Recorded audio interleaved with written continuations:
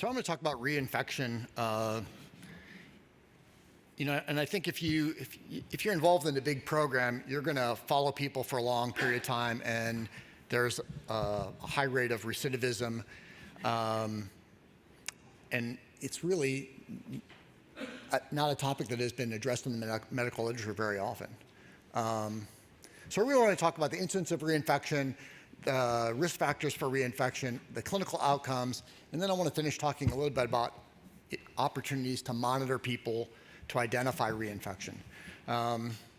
So I think reinfection is common. It costs a lot of money. It really basically gives our high-risk patients, another bite at the apple for having their limb amputated. There's not a whole lot of data for treatment endpoints or stopping points for osteomyelitis. I think a lot of people still rely on 6 weeks of antibiotics, although there's a growing thought of less exposure. So this is the International Working Group and Classification for Diabetic Foot Infections in the Infectious Disease Society of America that Edgar talked about just a second ago. I just bring this up because I think it can help be a mechanism to identify your duration of treatment and how to kind of categorize people in your head.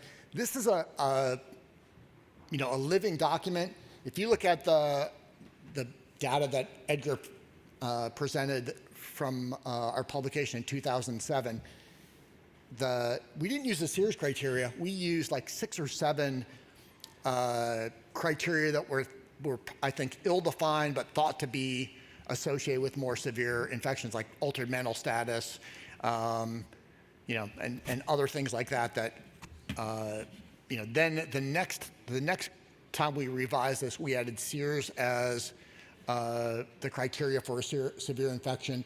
Then the next 4 years, we added osteomyelitis in moderate and severe infections because they're generally associated with more recurrence and poor clinical outcomes. So it's a living document, and I think if you go to the International Working Group website, you can pull down all the papers for free. There's PowerPoint presentations, so it's a really nice resource.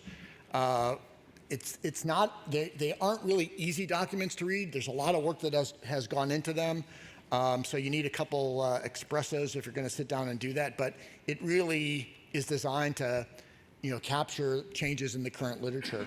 So first I want to talk about the incidence of infection in the general diabetic population. So this was a meta-analysis of randomized clinical studies for diabetic foot ulcers, really from 96 to 2023. And our goal was really to redo the work Dave Margolis did 20 years ago now. And he looked at the healing rate of the standard of care arm and the infection rate. And so the healing rate is still pretty horrible. Margolis reported about a 20%, 23% healing rate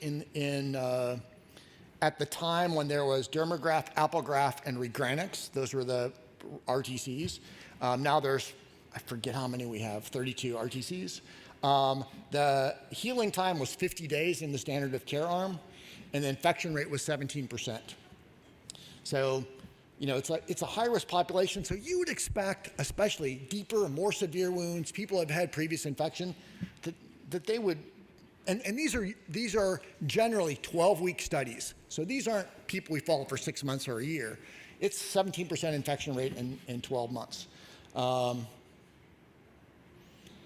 this is a look at, I forget what amniotic tissue this is. Oh, this is graphics, Dermagraft, Applegraft, platelet-derived growth factor. If you look at these studies, the standard of care arm, the infection rate is 36%, 32%, 32%, 31% in 12-week studies. Amputations were either not reported or pretty high for people that have a full thickness wound without exposed structures, and usually A1Cs and moderate vascular disease, and A1Cs that are almost always less than 12% is what the FDA generally allows. So the risk of infection is high with a relatively, minor infection. So what about reinfection after people have moderate or severe diabetic foot infection? So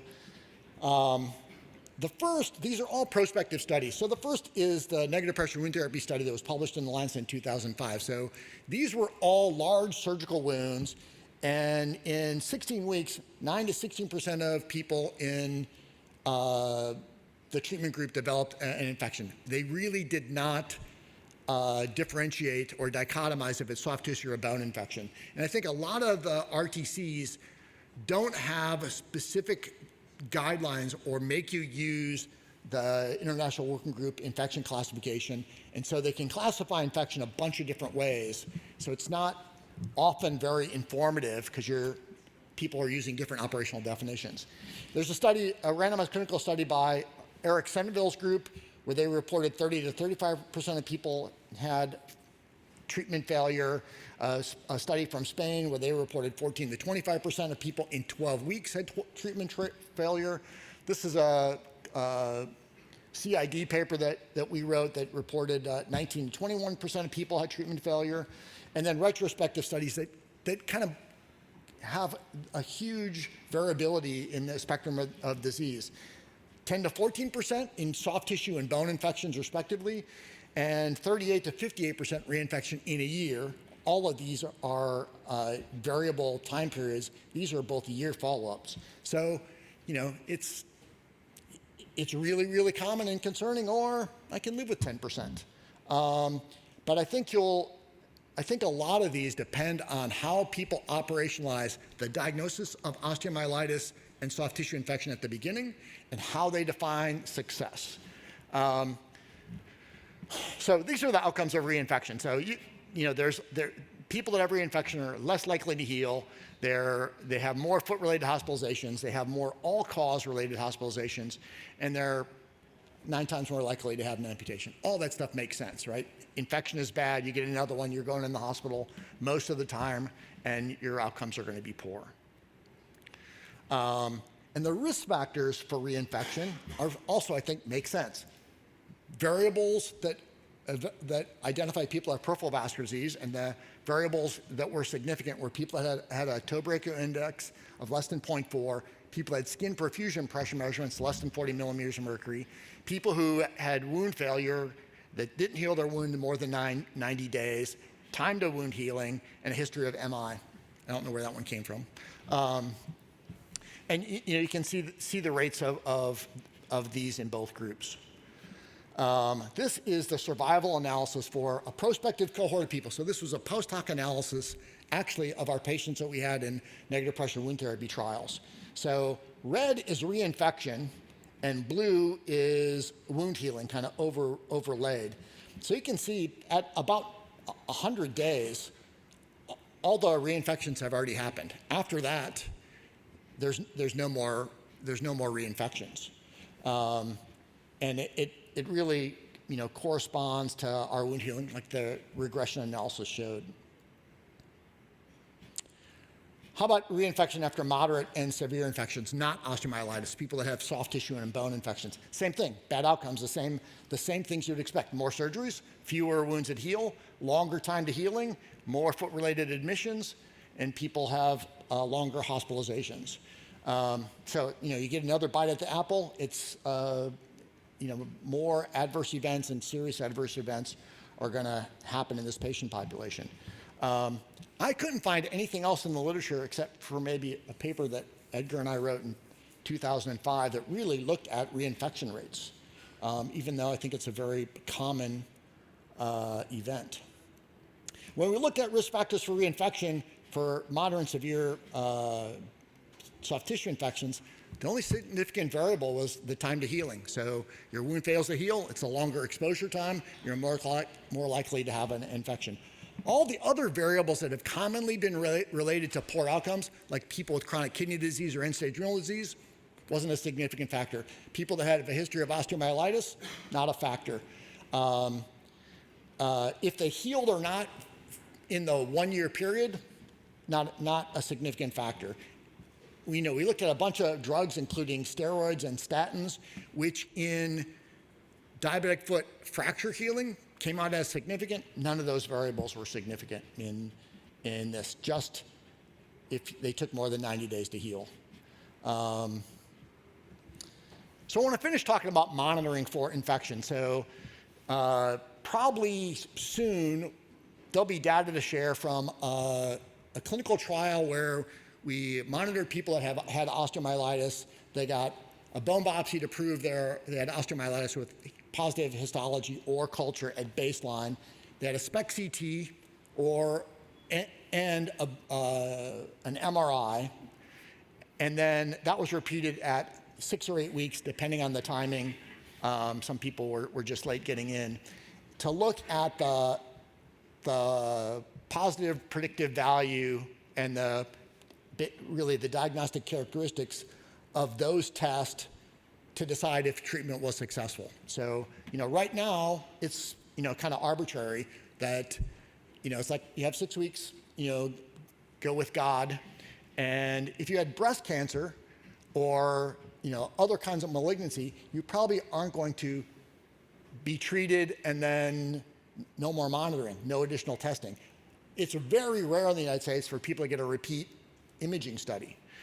So the data, I think, is going to show SPECT CT and MRI at baseline for a group of people that had surgery had the same positive and negative predictive value and sensitivity and specificity as the SPECT CT. So SPECT CT requires, it's a 2-day test. You have to get your blood drawn. It has to get labeled. It has to be re-administered.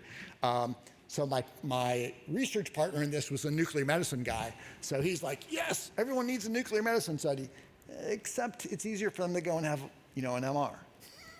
I'm still like, yeah, you're right. Everyone needs a SPECT CT. But one of the things we focus on is something simpler, something that Dr. Peters alluded to, is looking at biomarkers. So lots of evidence. So this is from a meta-analysis. This was probably 8 years old. We repeated this recently. That looked at, the SED rate, CRP, procalcitonin to diagnose osteomyelitis. The cutoff points are really similar, and there's been more work that included both SED rate and CRP. So usually a SED rate of 60, greater than 60 or 70, and a CRP, I'll show you the cut points for that. Depending on how you measure your CRP, are probably as good as anything. But if you look at their reference standard for how they diagnose osteomyelitis, some have things like a probe the bone and 1 imaging modality, or probe the bone or 2 imaging modalities. Not very many have histology and culture, or histology or culture, which I think are still considered the gold standard, especially for a diagnostic test. So this was a study that was published probably about 10 years ago, where we looked at SED rate, CRP, procalcitonin, IL-6, IL-8, and MCP-1 to see if they were valuable tools to diagnose osteomyelitis and to monitor it. So we did bone biopsies at baseline. We got these labs at baseline 3 and 6 weeks, and then we repeated bone biopsy. So these were the biomarkers that we evaluated, and there's some evidence in the literature that these inflammatory markers, may have some value, but not a lot about monitoring. So lots of work.